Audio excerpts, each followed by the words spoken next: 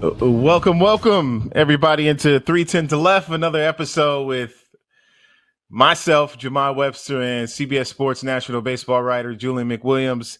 310 to Left brought to you by your New England Ford dealers and F-Series, America's best-selling truck for 48 years, and the official truck of the Boston Red Sox. Julian, what's going on this morning, man? How you doing?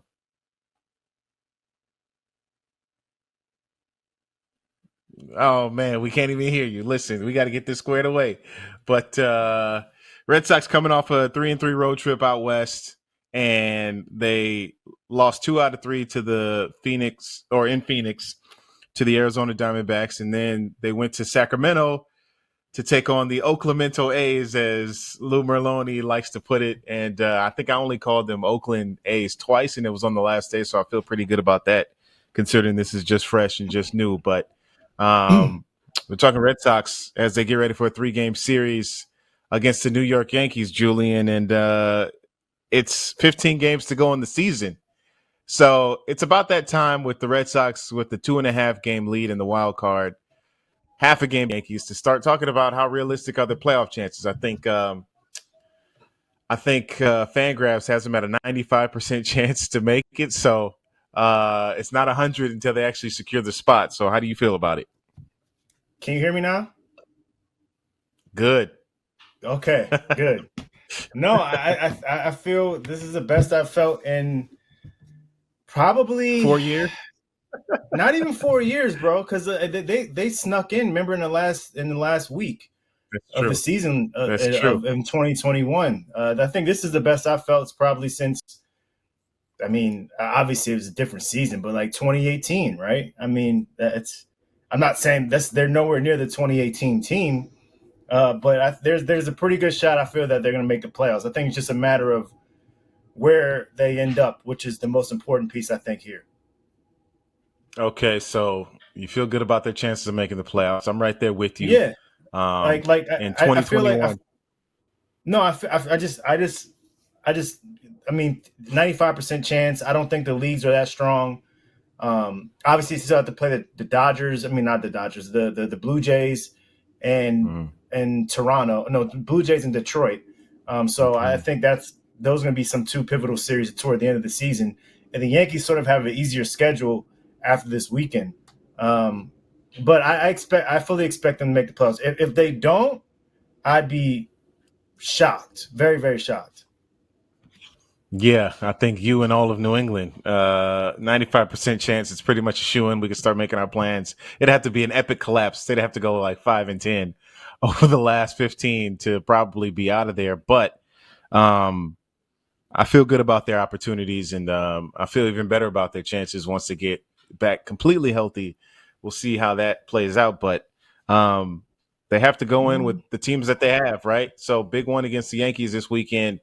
When you consider what they have at their disposal currently, how sustainable can their success be throughout the postseason?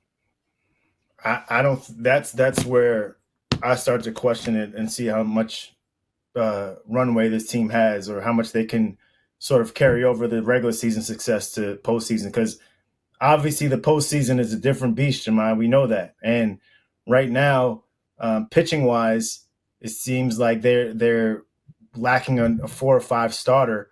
How much that comes into play in the postseason, I don't know. But again, like, this is full of guys, with the exception of Alex Bregman. This is a lot of guys who haven't been here before. And I think that sort of that history, or that database that you have of history of you being there means something. Crochet hasn't bbeen here, right? Brian Bale hasn't been here. Lucas Giolito to an extent has been there, I believe, right? Yes.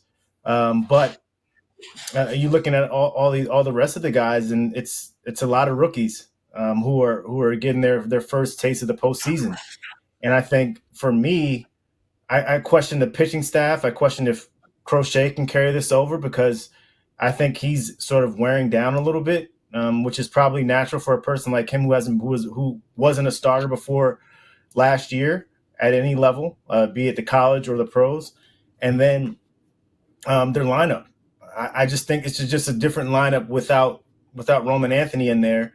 And if Alex Bregman doesn't get going, it'll be a short postseason. Yeah, he's in the midst of a little bit of a rut right now.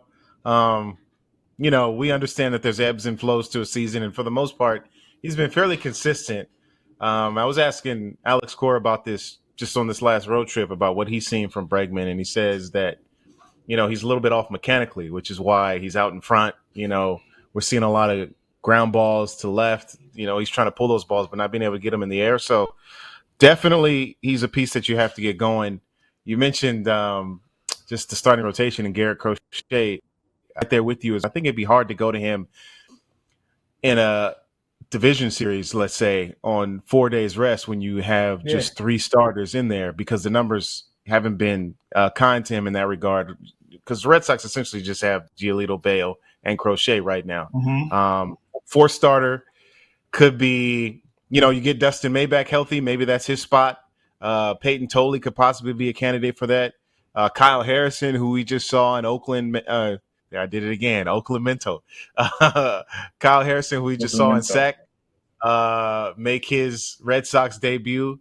Look great over 3 innings. And then you also got Connelly early, who absolutely dealt. Maybe he's an option.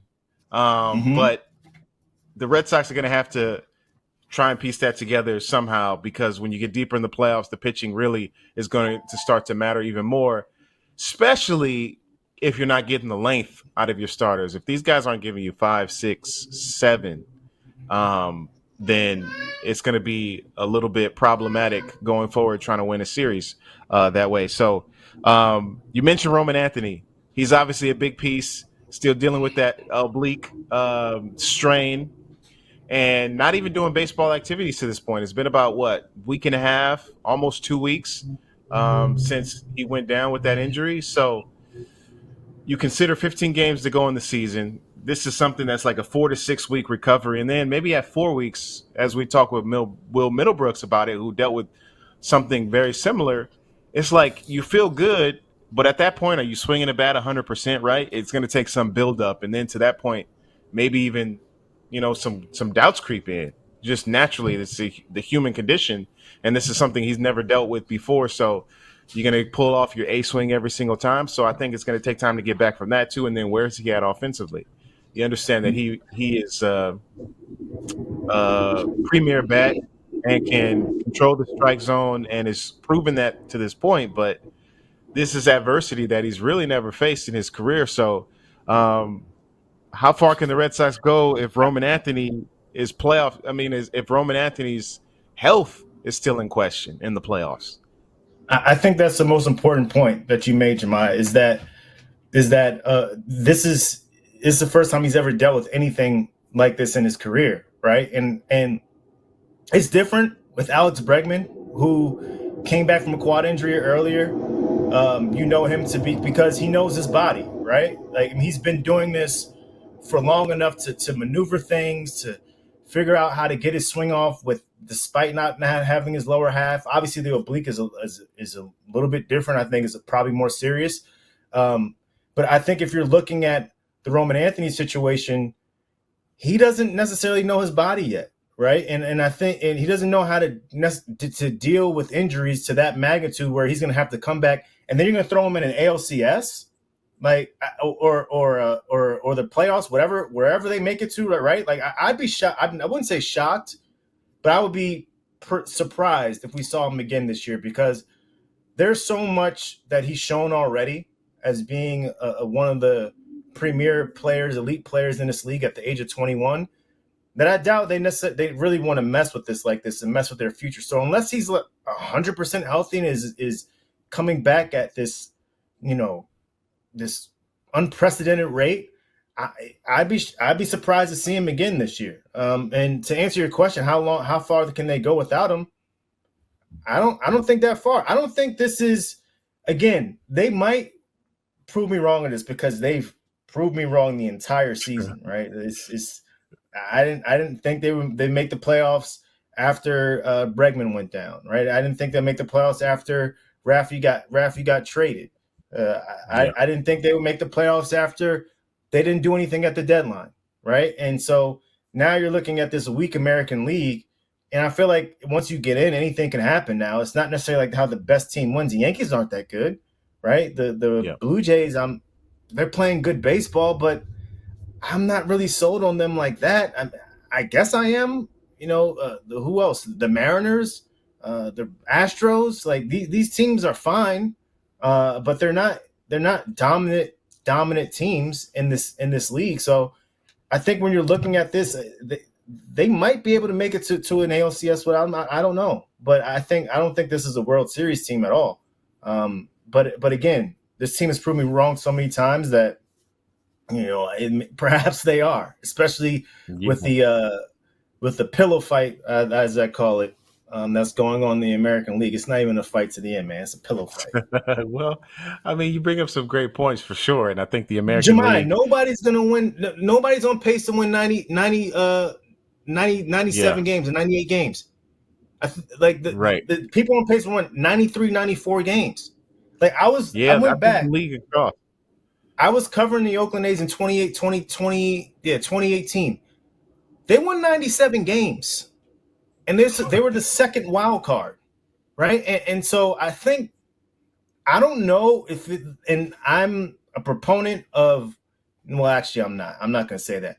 I'm not a proponent of this third wild card because I feel like teams are doing the very least, to make the playoffs. Everybody's just trying to punch their ticket to the playoffs. And then you end up with all these teams that are just about the same.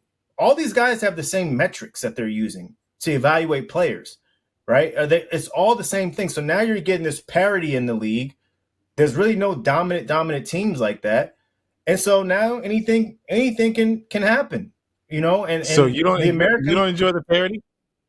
No, I think it's terrible. Each league there should be a clear-cut front runner and a dominant team. I did not enjoy seeing Oklahoma City in the finals. I did not. I did not. And that might be some Oklahoma City. We're switching sports really quickly. No, they were the best team all year, sustainably. They were a very, very good team. The best team did win. Right. But the best team, you're right. The best team did win. But from a baseball perspective, there is no team out here that I've watched some terrible baseball this year, man, in the American League. It's been bad. It hasn't been any good baseball. Like these series between the Yankees and Red Sox haven't been good.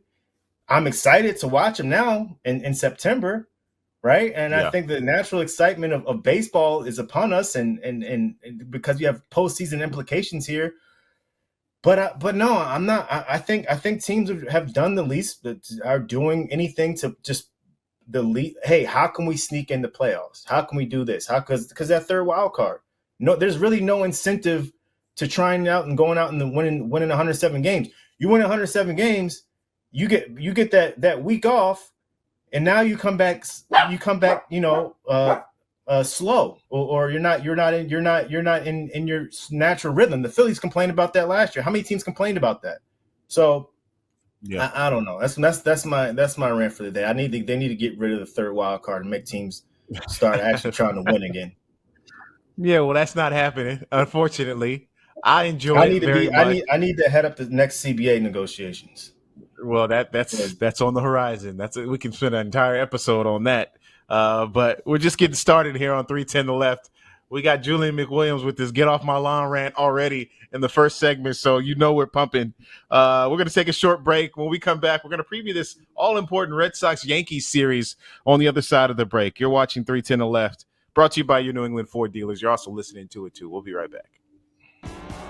310 to Left is presented by your New England Ford dealers, who've been taking everyone out to the ball game at Fenway Park for decades.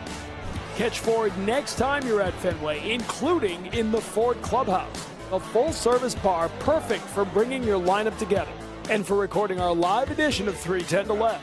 It's all brought to you by your New England Ford dealers and F-Series, America's best-selling trucks for 48 years and the official truck of the Boston Red Sox.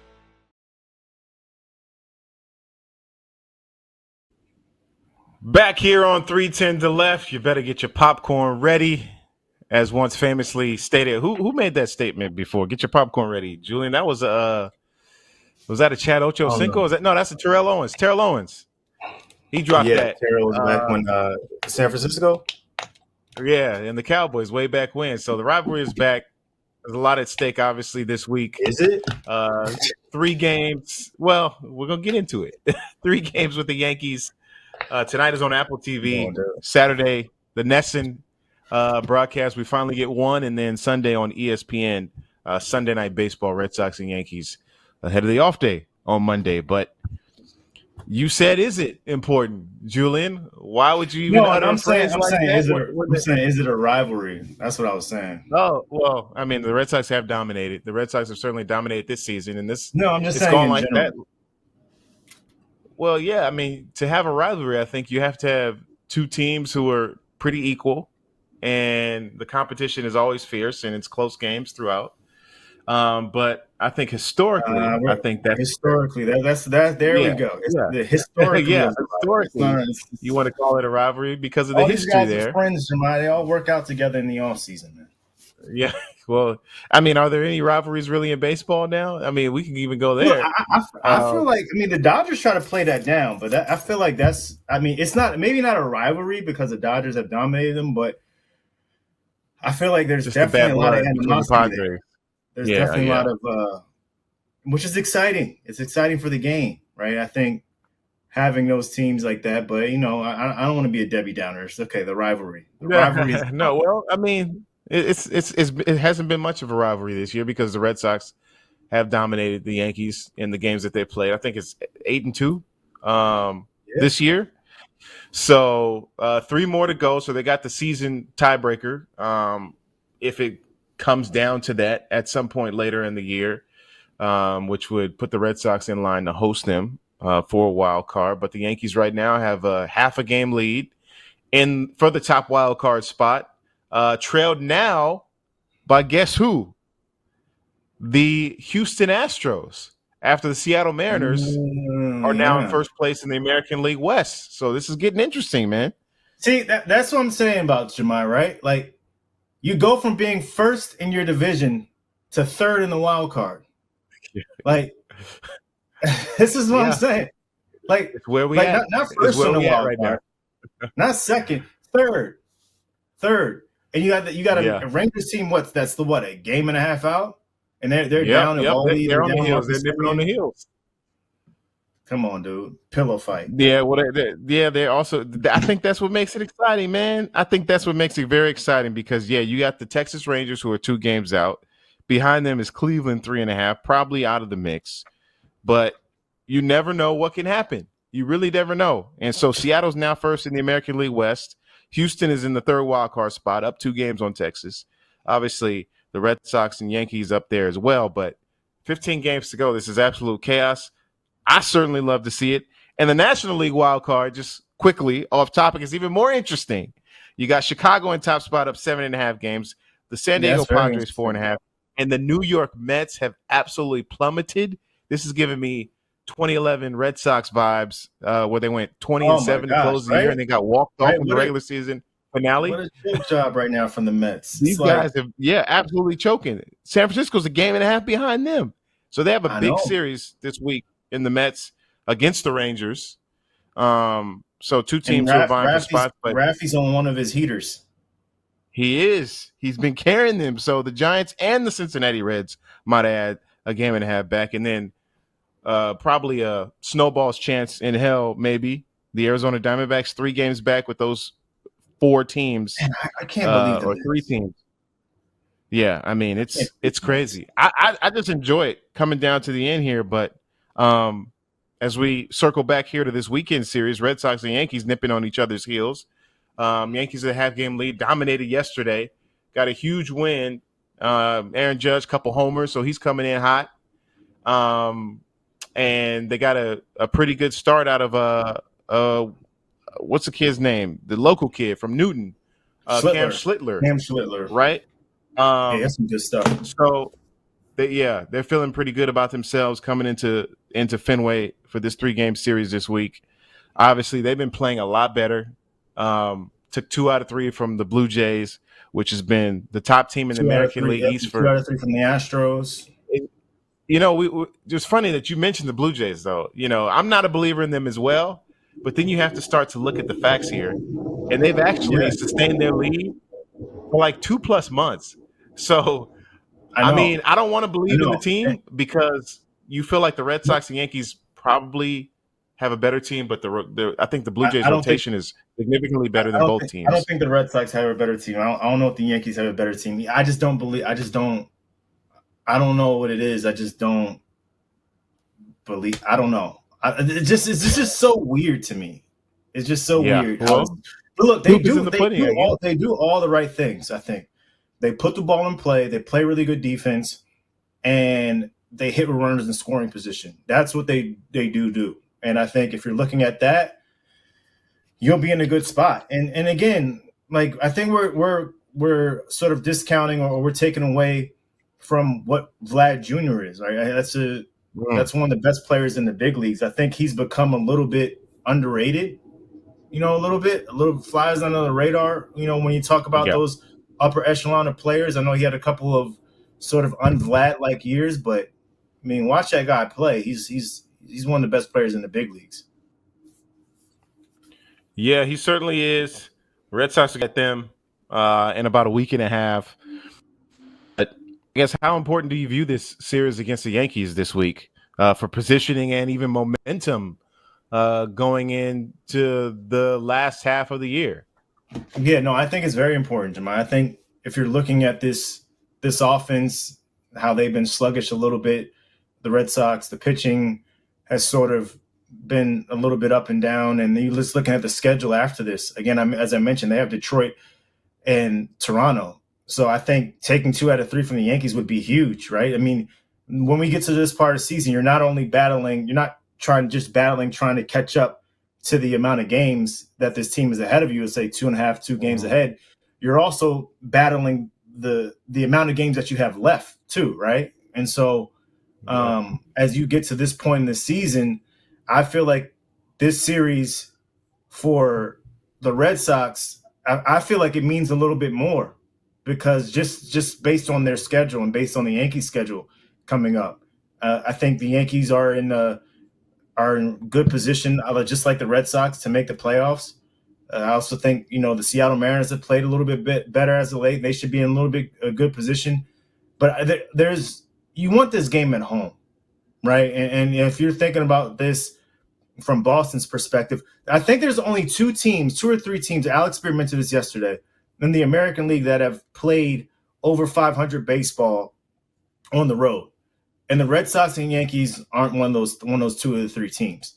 So I think in their case, for both teams, you want this game at home, but particularly for the Red Sox, the way they play at home is completely different. The way Jarren Duran plays at home because he has a left field wall, the way Alex Bregman's swing works toward left field, Trevor Story's swing works better here because he's a pull side guy on off speed stuff. I think it's important for these guys to have this at home because there hasn't been any playoff baseball here in Boston in 4 years, right? Imagine what that place is going to sound like, and you be able to host this for 2 out of 3 games.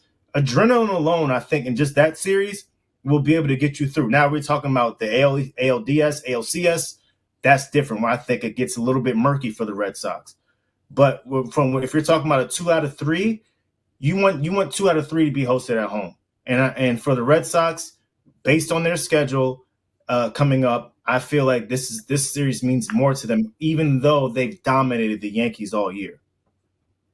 Yeah, 100%. I'm right there with you, and I'm just looking up the Red Sox road record. So a game below 500 now after losing the finale in Sacramento, 37-38 on the road. Obviously, as you said, dominated.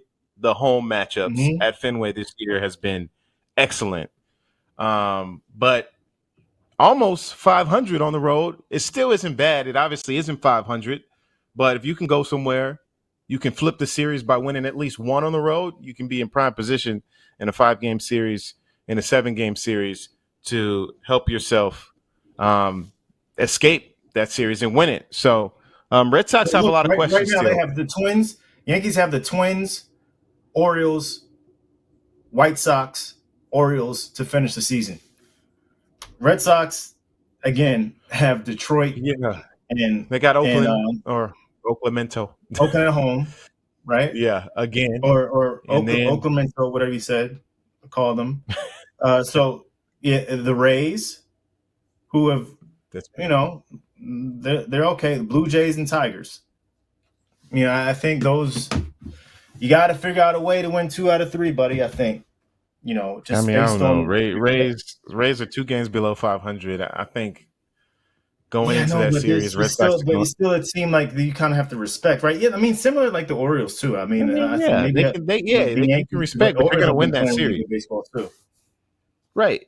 I mean, they're 69 and 77, but anybody can beat you on any given day in the big leagues. Somebody once famously said to me, momentum is as good as your next day's starting pitcher. So if you're not getting the starting pitching and somebody has their ace stuff that particular day, you can lose because you have no offense. But you can run into that. Every team has an ace.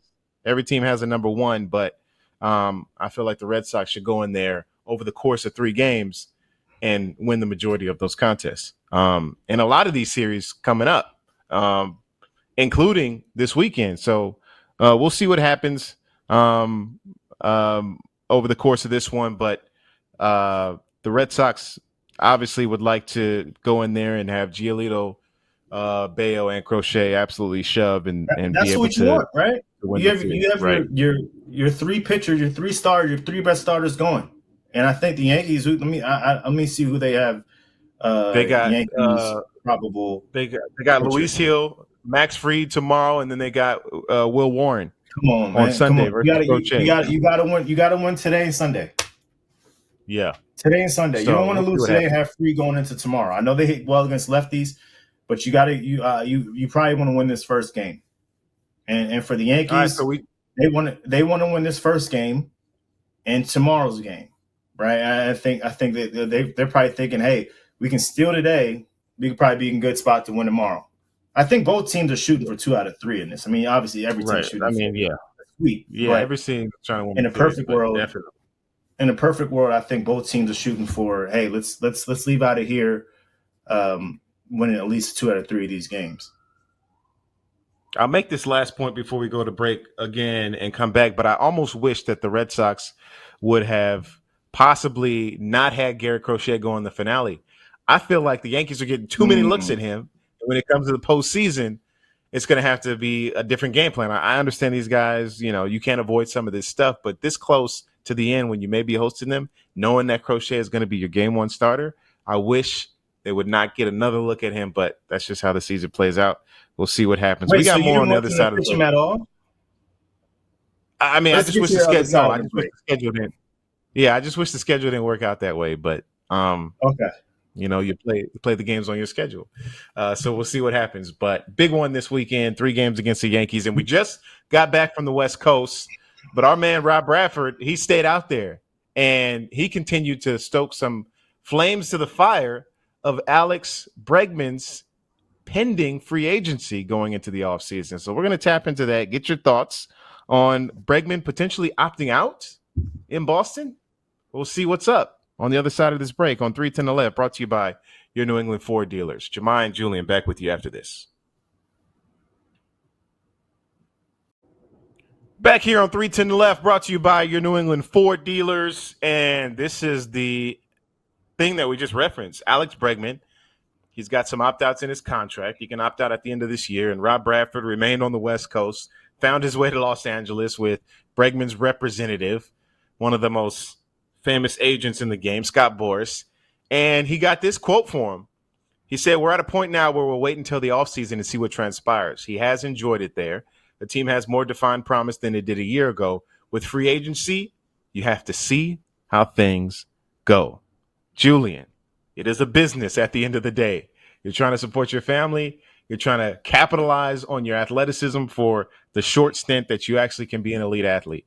Alex Bregman has been great here in Boston. He seemingly has ingrained himself in the fabric of the culture, the community, the organization. Work, his personality fits, his playing style. It's perfect for what he has. But he has a contract that is positioned to make himself the most valuable on the market or to position himself to capitalize on his maximum. So what do the Red Sox do if Bregman opts out? Should they try to re-sign him to start planning for a replacement, you think?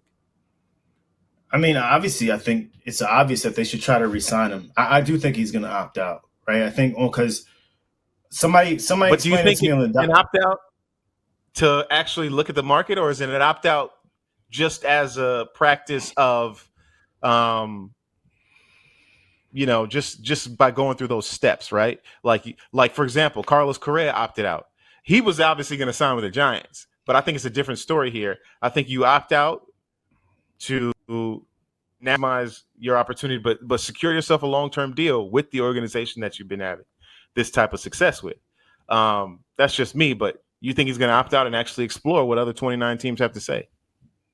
Yeah, for sure. I think that's the point of an opt-out and the point of him being able to leverage himself as much as possible. Say, hey, they're offering me this, or I got this over here, or whatever. I got, this amount from the Dodgers. And I think the most important thing here is people automatically forget that he's not making $40 million this year.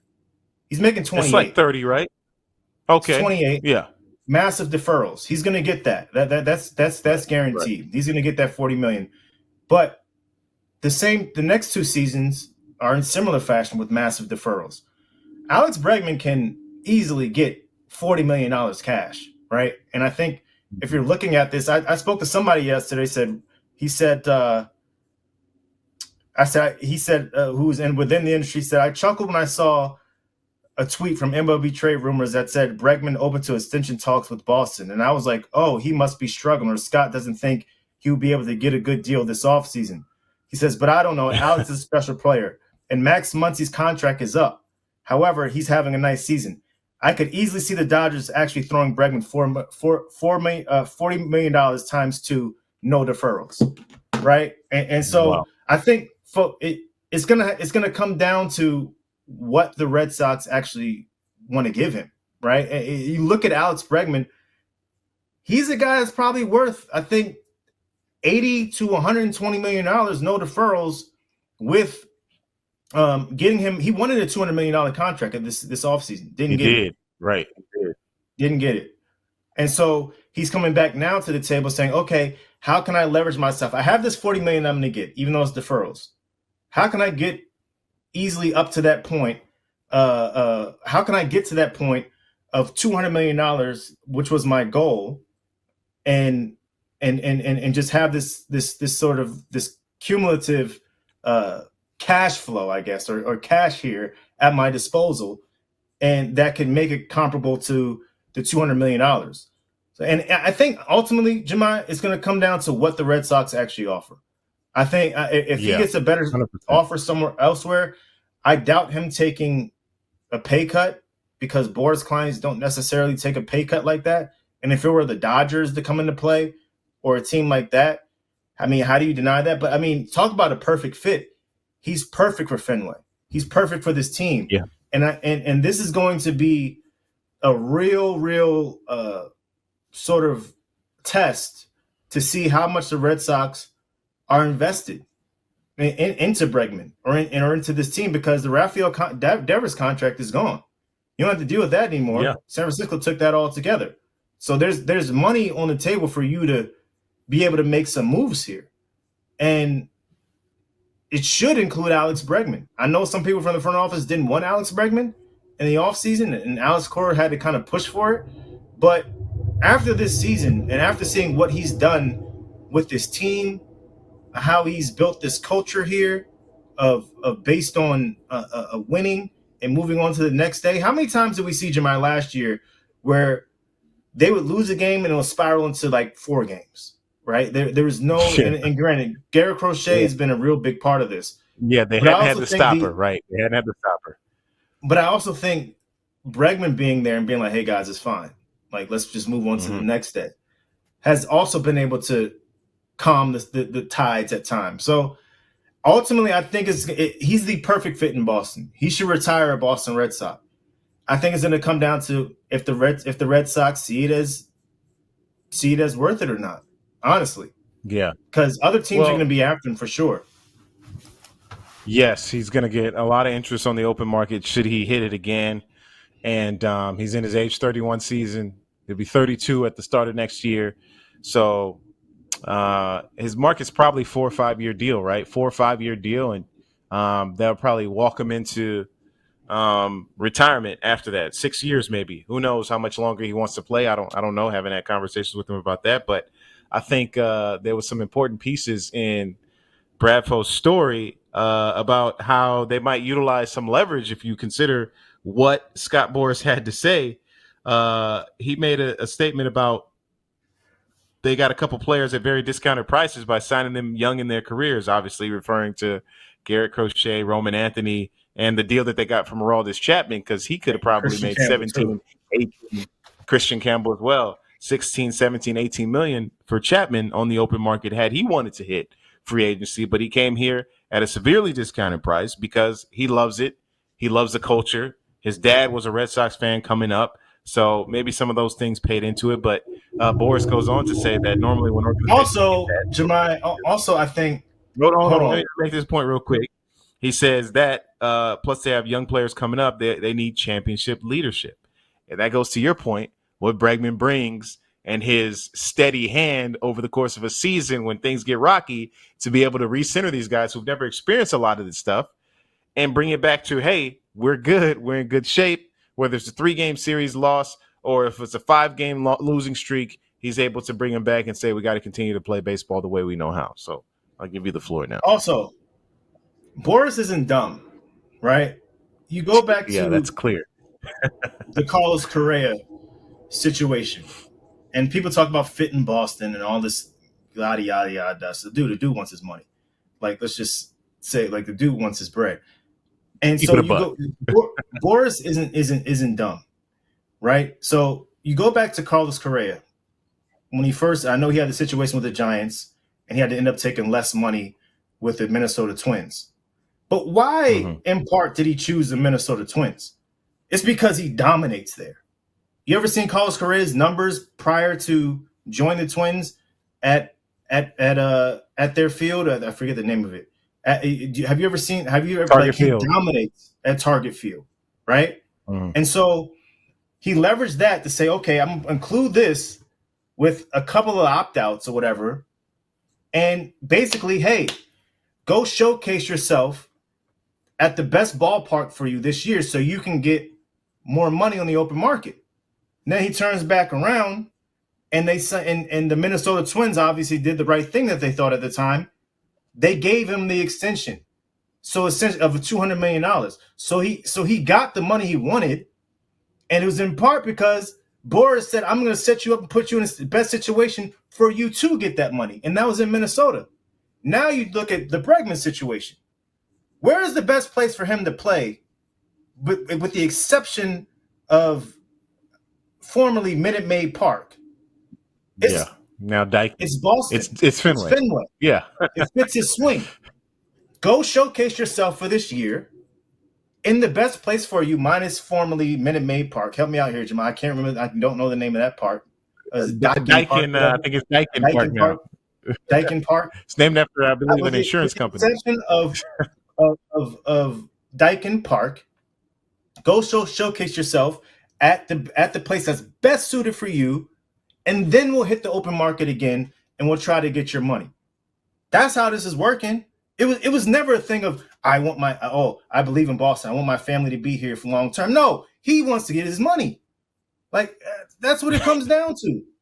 Yeah, sure, your wife is in grad school or medical school here, yada yada. That all sounds great, but if the Red Sox don't come with their money in their hand this year, there's medical schools in LA. Right? You know, all over the country, really. There's medical schools in Detroit. You can go to University of Michigan. That's a great school up there. You know, and get your medical. And it may not be Harvard, but like, hey, you know, your husband's Alex Bregman. You can make some things work here. You know, you may even be able to do. You might even be able to do remote. So, like, let's not look at this like he's immersing himself in the city. Like, this guy, sure, that can be true. That can be a little part of it, and I believe it is. Well, two things can be true at the same time. No, one one thing thing is true.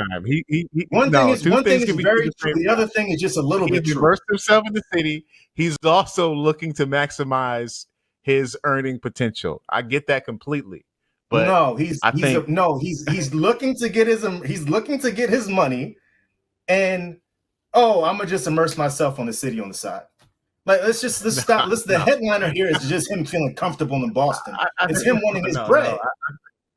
I disagree completely with that. I think two things can be true at the same time, and I also believe that there's outside factors. Like he values his family's opinion. He values what his wife thinks. She wanted to be here. If you go back and listen to some podcasts that he did with the boys at Section 10 when he first was signing to Boston, and he talked about her extensively and how much she liked Boston and wanted to be here. And then also the things that factor in being a capitalist, obviously, and making the money that he could on this deal with the opt-outs. And then also playing at Fenway Park where his swing is fitted for this type of place. He pulls the ball in the air. The green monster is icing. So I think all those things factored into his decision and will once again factor in his decision. And as you mentioned, the fact that Devers' contract is gone, it's out in the wind now. That's San Francisco Giants' problem. There is money to be spent here. And if you think about what Bregman has brought in just 8 months, I think the value speaks for itself. Jahmai, I didn't want to leave the Boston Globe. It was the best job I've had. You know who left the Boston Globe? Me. You left. Why? Yeah. Why'd you leave? Because you're a capitalist. You left the Boston Globe. Because I got a better opportunity for myself and my family. Right. It just works that way. And I have nothing but great things about to say about the Globe. I just said it's the best job I've had. Working on the beat with you. Right. I mean, I got to see you every day. You know what I mean? I miss seeing you every day, man. I miss being around the guy who's the eternal optimist. Exactly. Like, you're seeing it again. Yeah, I know. Like I miss that. But I'm looking at this and I'm like, he might like the Red Sox. It might be the best job he's ever had. But dude, if he finds an opportunity that's better for him and his family, he's gonna take it. That's why I'm saying it comes down to what the Red Sox are gonna do. What are you gonna do to keep this guy here who could potentially say this is the best job he's ever had? All right, so the ball's in the Red Sox court. We can't agree on that. We'll see what happens at the end of this year, but so much more to be played out to this point. And hopefully there's a lot of big playoff moments for Alex Bregman. But we have to take another timeout because bills need to be paid. We got to make sure that we get Julian his money in cold, hard cash. So we're going to take another break here on 310 to Left, brought to you by your New England Ford dealers. We're back right after this. 310 to Left is presented by your New England Ford dealers who've been taking everyone out to the ball game at Fenway Park for decades. Catch Ford next time you're at Fenway, including in the Ford Clubhouse, a full-service bar perfect for bringing your lineup together and for recording our live edition of 310 to Left. It's all brought to you by your New England Ford dealers and F-Series, America's best-selling trucks for 48 years and the official truck of the Boston Red Sox.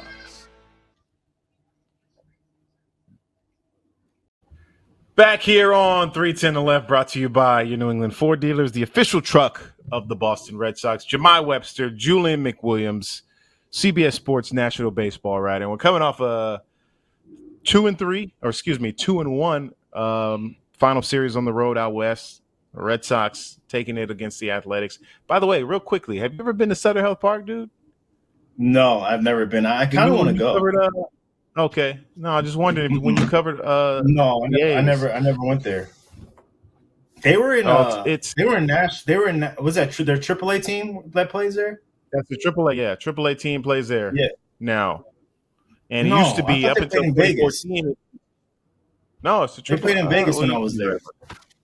Okay, they played in Vegas. They used to play Nashville, Vegas, and then yeah. So it used to be the AAA affiliate of the San Francisco Giants up until 2014. After that, it's been the Oakland Athletics. So they've shared the same facility. But anyways, the place is kind of nice, man. I mean, like the ambiance, what they've made into it for a minor league park to be having major league games there. I think they did a pretty good job with it. Very much like the Tampa Bay Rays situation right now. The Yankees upgrading Steinbrenner Field in Tampa. It's not terrible. You know, you hope it's not a sustainable thing because obviously they'll be moving in another 2.5 years. But for the time being, it kind of works. And the vibe was good. The crowds were big. It was like 10, 12, 11,000 or 10, 12,000 each night that we were there. And this is also weekday. School's in now. So it was much different vibe than the Coliseum. Even though I'm in the minority, I enjoyed the Coliseum because I like being in the well, I'm going to tell you, it has nothing to do with baseball. It's just me loving being in the Bay Area. I'm just saying, I enjoyed the Coliseum. No, I love the Bay. And I love being in the Bay Area. Sacramento is different, but for what they have, it's cool. That's not the Bay, though. So, I know it's not. It's really not. It's Northern California, but it's not the Bay Area. But it was cool, and it was Bay Area cats be on your head for that, man. Yeah, no, they definitely do. They if you say Sac is the Bay, you might have problems. So don't do that. But it is Northern California, and a lot of the same culture and vibes. The people that you meet over there, but. One thing that was cool seeing was Kyle Harrison finally making his Red Sox debut on Sunday. Went 3 innings, was pretty dominant, and looked good for his Red Sox debut. A lot of the things that they worked on him with when he was acquired in the Raffy Devers trade on June 15th, they basically put him in their Red Sox pitching lab and changed a lot of his stuff and his pitch mix and things that they wanted him to refine. They gave him a new cutter or a new changeup and a couple other pitches that they wanted to have him focus on. He was able to showcase that and went 3 solid innings. And it was interesting. It was like full circle for him because his year started there in Sacramento and his Red Sox debut began there as well. So what role do you see Kyle Harrison playing for the Red Sox the rest of the season? Would it be a long reliever, spot starter, something else? What do you see? I think at best, like a spot starter, reliever type, long reliever. Right, I think there's still things that he has to work through. Especially, I know he in AAA, he was a guy that can sort of get in trouble, but always found ways to get out of it. Right, I think command was sort of an issue, and I think in the long term as a starter, that's a problem. So I don't more so see him as a reliever at this point. Maybe in the offseason they can transition him to being the starter that they expect him to be. The San Francisco people liked him, right? Bob Melvin liked him a lot. Yeah, they did. Like the people, and not just saying like front office people, like, oh, I liked him. Like it was like players and the manager as well. So maybe the Red Sox have something here. No, 100%. And to your point, that was echoed throughout the organization. People feel like he's got some real big upside. He may be the best piece of this trade when it's all said and done. And be a regular piece in the Red Sox rotation moving forward. So he was able to give him 3 innings, 3 hits, no runs, 2 strikeouts. He threw 49 pitches, and it looks like he's up here for the time being. We'll see how it plays out, but his versatility certainly is something that you love to see. So Red Sox got this rising young pitchers. Connelly early absolutely dominated.